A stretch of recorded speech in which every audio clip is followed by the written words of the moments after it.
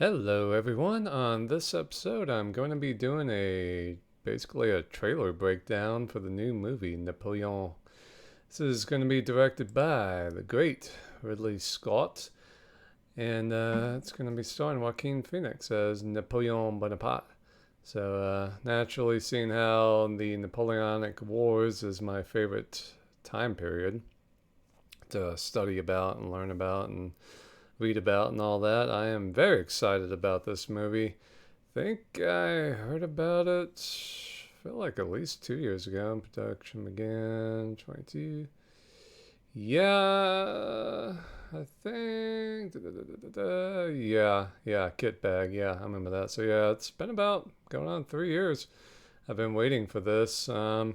It's kind of weird. It's going to be coming on Apple TV, but they are also releasing it in theaters. I guess Sony and Columbia. So yeah, I'm happy it's coming out on the big screen because it's been a while since we've had a big historical epic movie. So I'm very excited about this. I just hope it's good. I mean, Ridley Scott, he's a great director. I love so many of his movies. Alien and the Duelists. I actually really like Kingdom of Heaven. Gladiator, awesome movie. Black Hawk Down, great movie. Yeah. Recently though, yeah, it's been kind of. I still haven't seen The Martian. I need to see that. But I mean, he's a great director. Yeah. I mean, there's just no doubt about it.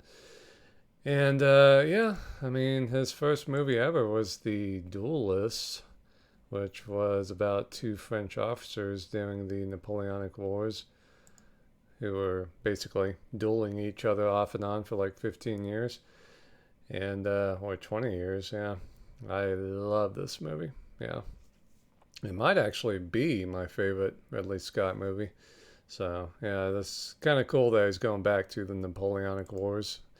And Joaquin Phoenix is a very good actor. So I'm very anxious to see how he does as Napoleon. And yeah, we got Josephine. That's not a very flattering picture of her. She kind of looks like a dork fish, I should say. But yeah, she looks alright in the movie. Boas, okay. Uh, Never heard of that guy before. I'm gonna assume that's one of his mistresses. Yeah, Lucian. Joseph was kind of the more important one. Davout. Yeah, he was probably the best marshal Napoleon had. Yeah, the executioner. Tsar Alexander. Didn't know that guy was still alive. That'd be interesting. Talleyrand. That'd be good. Nay, okay. Okay. That will be good. They don't have the budget, but it's got to be a lot. Yeah, looks like most of it was filmed in England. Okay, okay. Came from nothing. He conquered everything. That terminology has kind of pissed off Dan Snow. Well, Dan Snow is British. He's just full on, and a lot of the British hate Napoleon, which I find kind of charming. So yeah, I think he changed it to he came from a moderately rich household because his father was a Corsican aristocrat, which doesn't really mean shit in France, I have to say. And then underneath that it says he conquered 2% of the world. I'm like, oh my god. But I find it cute and kind of endearing that Dan Snow does that. But I mean, come on. If there was a man of the 19th century, it was Napoleon Bonaparte. Like, stop it. Stop it. And I've noticed a lot of Haitians are mad about the movie because they're like, that's not going to show him getting defeated by us during the War of Independence and stuff. And I'm like, probably won't, but it should. I mean, losing Saint Dominique was a big deal, you know. And Napoleon himself said that was his biggest political mistake was his handling of Haiti and all that. So, I would definitely put it in there. But, yeah, I mean, we got a lot to cover here because I think the movie, I mean, judging from the trailer, let's go ahead and take a look. Looks like it pretty much starts from at least the 1790s and goes all the way to Waterloo in 1815. So there's a lot to fit in here. And I think I saw something. Yeah, the film will feature 6 major battle sequences, so that gets my dick hard. So yeah, we'll see. We'll see how it goes. But yeah. Anyway, let's take a gander, shall we? Well, the mouse will work.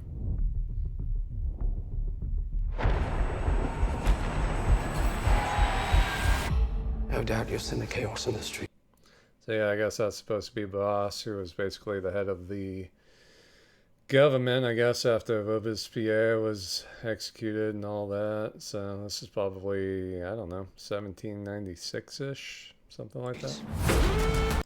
Yeah, this is the Place de la Révolution. I've actually been here. Yeah, there's a big like roundabout there now in the obelisk. Yeah, definitely go here if you go to Paris. This is also where Louis the 16th was guillotined. I guess this is supposed to be Marie Antoinette.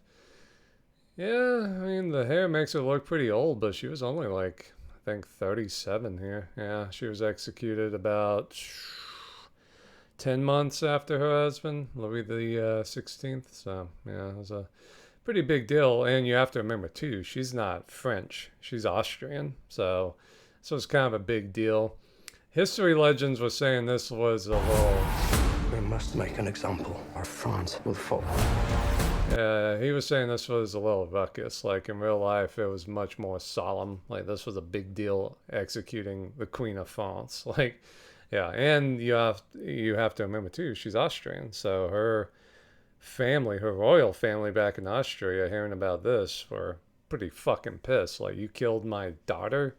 You scumbags, you killed my sister and all that. So, yeah, this was a big deal. I mean, this would literally be like, I don't know, the Russians guillotining Vladimir Putin in, the Red Square or something. Like, this was a big deal.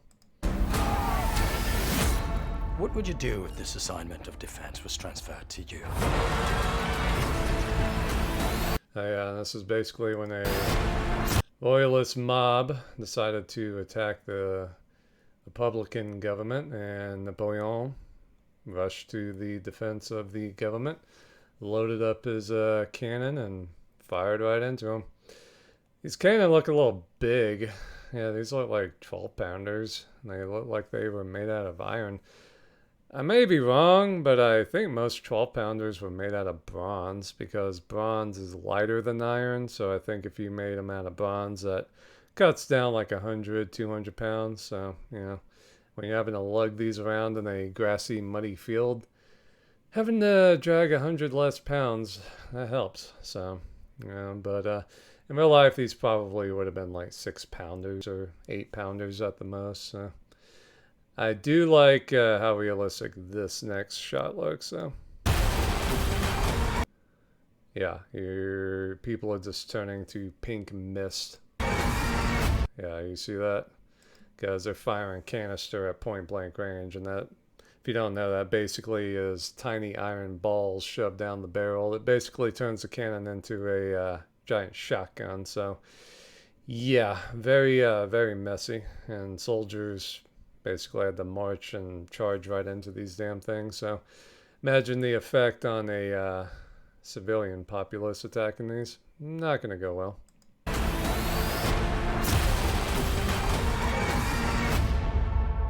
I promise you brilliant successes.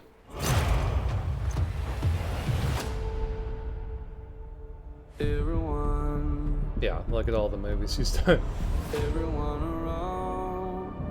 What is this costume you have on? This is my uniform. I led the French victory at Toulon. What is your name? Napoleon. As the course of my life just changed. Napoleon.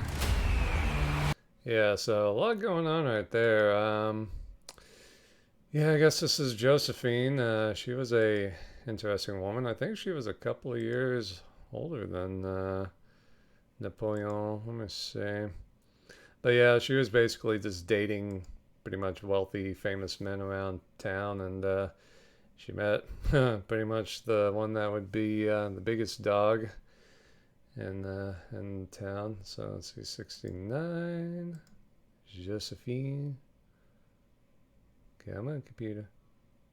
Oh, wow. Yeah, she was 6 years older than him. Okay. Yeah, and they had kind of a toxic relationship. Basically, she would fuck everyone she wanted to, and he would pretty much do the same. And I think the relationship kind of went down south once. It basically turned out that she couldn't provide an heir after Napoleon became emperor. He basically got rid of her for a new, younger bride. I think her name was Marie Theresa from Austria, which had to be kind of awkward seeing what they did to the last Austrian queen they had. But yeah, but I think Napoleon really cared for her a lot. It's just maybe she didn't care for him too much. I don't know, but I mean, he definitely gave her a lot of power. As the course of my life just changed.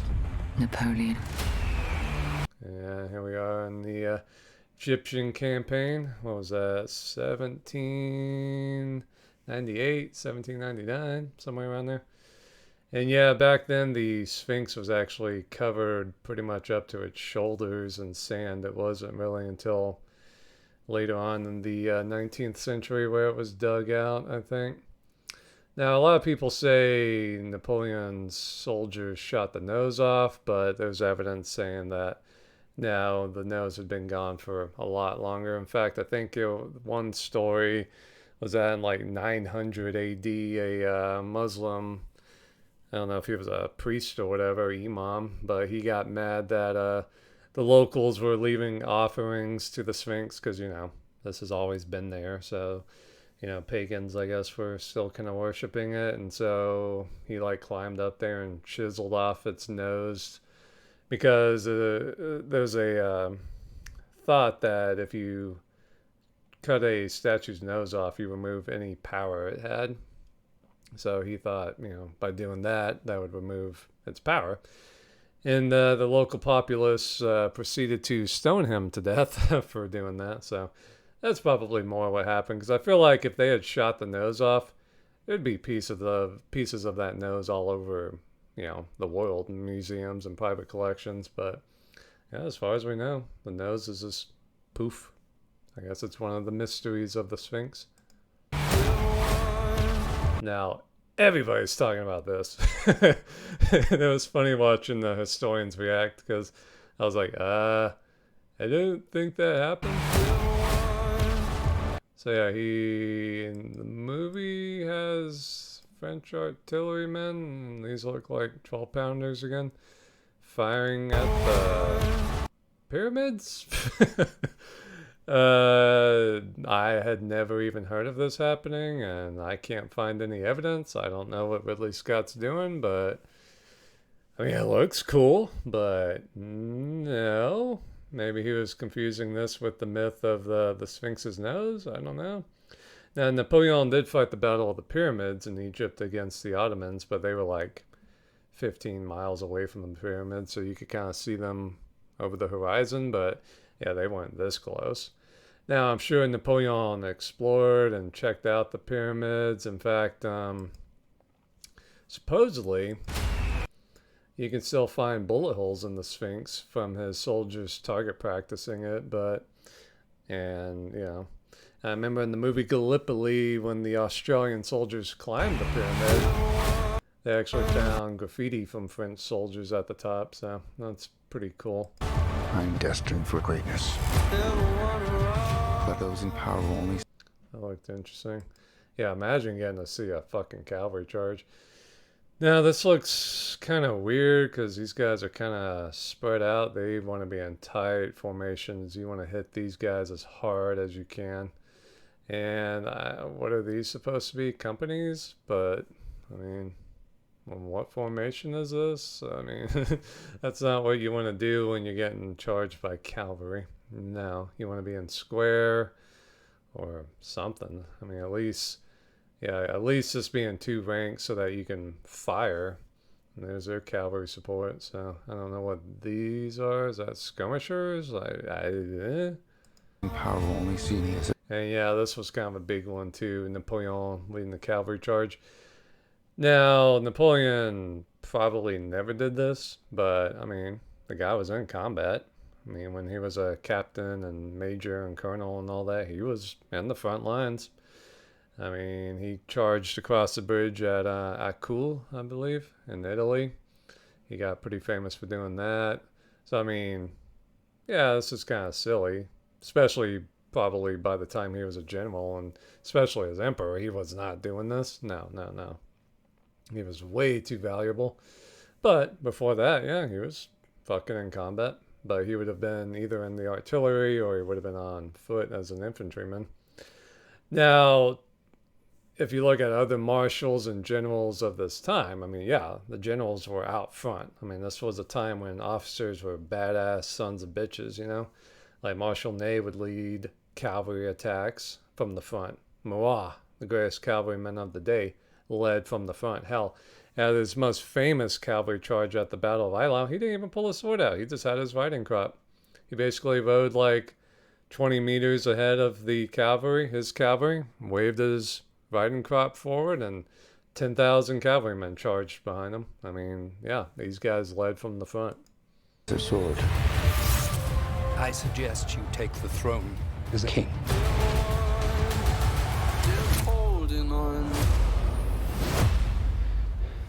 Shall we vote? And that's when he basically took over the government. Didn't quite happen like this, but this is pretty cool. And I have to say the costumes and the uniforms in this movie look great. Absolutely great. Yeah. Here's basically these would have been Consular Grenadier era Grenadiers. And these guys would essentially go on to become the backbone of the Imperial Guard later on. Shall we vote? Yep, Napoleon crowned himself emperor December 2nd, 1804 in Notre Dame de Paris. So, yeah, very cool. Yeah, vive l'empereur. I kind of wish the movie wasn't French, but I get it. I get it. You're trying to make money. Oh, that was a fun. Yeah, imagine oh, yeah. And Ridley Scott is good at battle scenes. Yeah. Man, where the fuck is this? They got their tents right there. I don't know what battle this is, but the scale is fucking awesome. Yeah. Maybe that was supposed to be Waterloo? Yeah, because they're up on the high ground. Okay. I don't know if Waterloo, if the ridge at Mont Saint-Jean was this big. And it wouldn't have been this green. Like, this was kind of farmland in Belgium, but yeah, whatever. They filmed this in England, most likely, so. Yeah, good. Realistic cannonballs, good. Vernon has held the world. There's a fucking shot right there, yeah. That reminds me of the great movie Waterloo from 1970, if you haven't watched that. Absolutely check it out. They got it for free on YouTube. Just type in Waterloo. Watch it. Now, this would have been the part of the Battle of Waterloo where the Marshal Ney led the cavalry attack. History Legends was saying, and I agree, I was actually thinking the same thing. The square looks a little small. Like, I'm trying to count, like, 1, 2, I don't know. This is probably like 250, 300 men. Most British battalions at Waterloo were actually pretty big. Pretty healthy size, like 7, 6, 8, 9. I think there were even a couple that had 1,000 men. So these squares would have been a lot bigger, and they would have also been kind of checker pattern. Like this square should be over here. This one's fine. Then there should be another one like there. That way that you limit the risk of friendly fire. See, these guys shooting in between here would be hitting each other. So if they're checkered, a little less risk because basically that corner will be in line with that corner. So basically as long as this dumbass doesn't shoot that dumbass over there, it should be fine. But yeah, just look at this. Oh, how close they are. This shows how crazy attacking the square would have been. Hostage. And even though that's just 1 second, I love this shot. World hostage. Cuirassiers. Love that. God. Please make this like a 30, 45 second, just long shot, just following the square with the cavalry. Just, love that. Imagine being able to make a Napoleonic War movie nowadays. That's probably in Moscow, I'm guessing. With his egotism and his lack of simple good manners. That's probably Wellington, I'm assuming. His lack of simple good manners.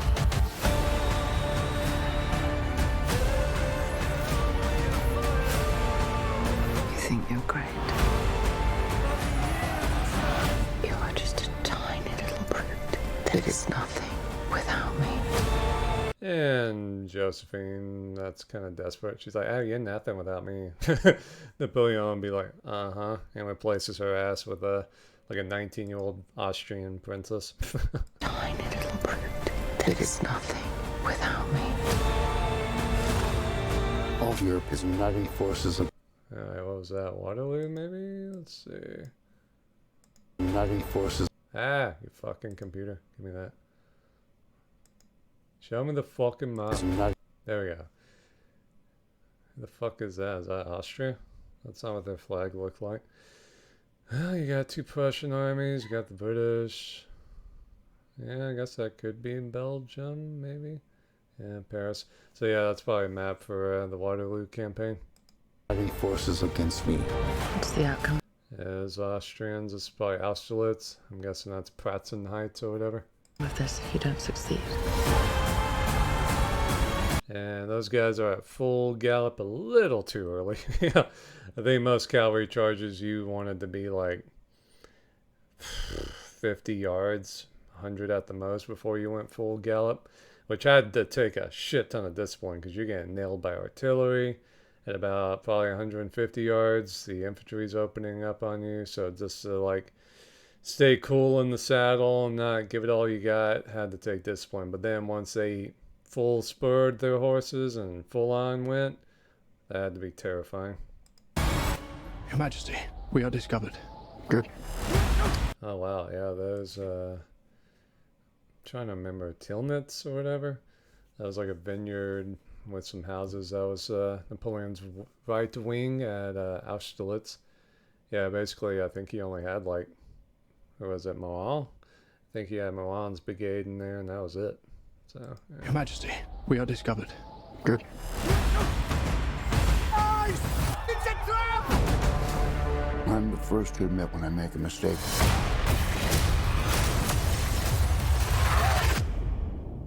I simply never do. That's a great line. And definitely sounds like something Napoleon would say. Now, this is kind of based on a myth that basically near the end of the battle, the Austrians were retreating to the south. In fact, let's... And basically, as they were retreating, they were walking over a frozen pond, and Napoleon ordered his artillery to start firing on the retreating Austrians, thus breaking the ice, having them fall in there. It's not really... Let's see. Yeah, Tilnitz. Okay. So yeah, there's a Sachon Pond. Okay. So yeah, they retreated onto that, and the artillery supposedly broke the ice, and the troops fell in there. Now, they've kind of done some research on it, and I think they really haven't found much evidence of that happening. And the pond is pretty low, too. I think it's only like a couple of feet, maybe not even a meter deep. But, I mean, if, you know, you got artillery with wagons and caissons and horses and men running for their lives, and the ice breaks, even if it's only like 2 feet deep, that's really going to fuck some stuff up. Yeah, and it's winter time. It's December 2nd. So, yeah, I mean, which is pretty fitting because that's the 1-year anniversary of Napoleon becoming emperor. That's why Austerlitz was like his battle of battles. So, yeah, it's probably not like the trailer was showing, you know, like 20 feet deep. No, it was just, you know, it was a pond. But still, falling in that, you're going to get frostbite? Are you even going to be able to climb back onto the ice? I mean, it had to be just a shit show. Yeah, if a cannon falls in there, forget it. You're not getting that out. Horses are going nuts. Ice! It's a trap! Now, this is, yeah, creative license. They're like, oh, these were camouflaged. There's those big-ass cannon again. These most likely would have been 6 or 8 pounders, so. Napoleon didn't really start using the 12 pounders, I think, till 1807, 1808, something like that. Because they were just so big, but they were, you know, big, powerful, and accurate. I'm the first to admit when I make a mistake.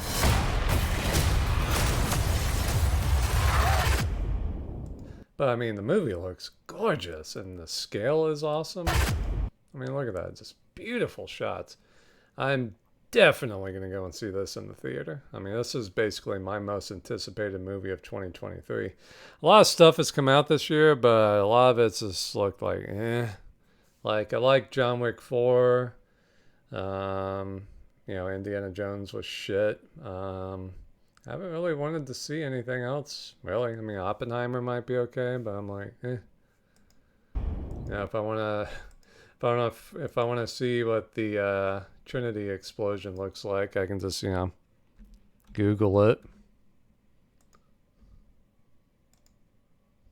I mean, I don't really have to go and see a movie. Let's see.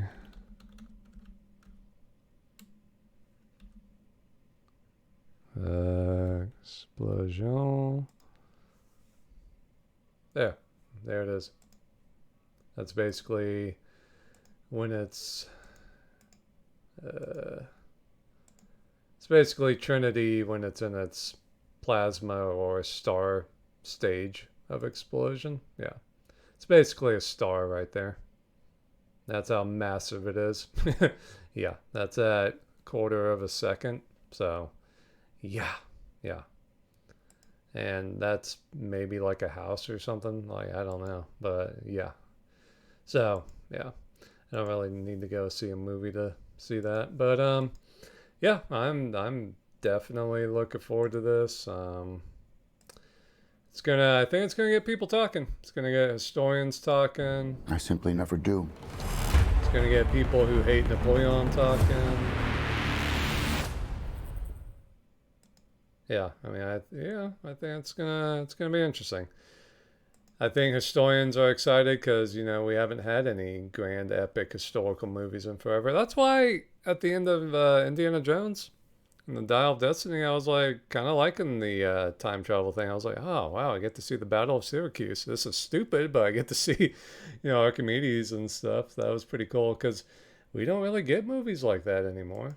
Now, back when I was a teenager, like back in the early 2000s, you know, we were getting Master and Commander, we were getting Troy, we were getting The Patriot, we were getting,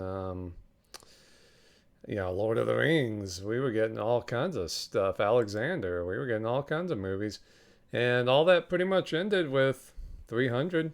Yeah, that was like 2007. That was kind of one of the last ones. We get some every now and then, but I mean, this just looks amazing. Yeah. Just everything about this looks good. The costumes, the computer graphics, the acting, just, yeah. And I love this time period. It's my favorite historical time period. And, yeah, just everything about it I love. So, hey, there's Kleber, I bet. Yeah, got the whiskers. Yeah, we'll see how they portray him in the movie, because his death was kind of interesting. But, yeah, let me know what you guys think. I mean, every history buff is doing their video on this trailer, so I figured I would do mine. But yeah, guys, take it easy and let me know what you think of Napoleon. If you think it's gonna be awesome or not. But anyway, I'll see you guys next time. Take it easy.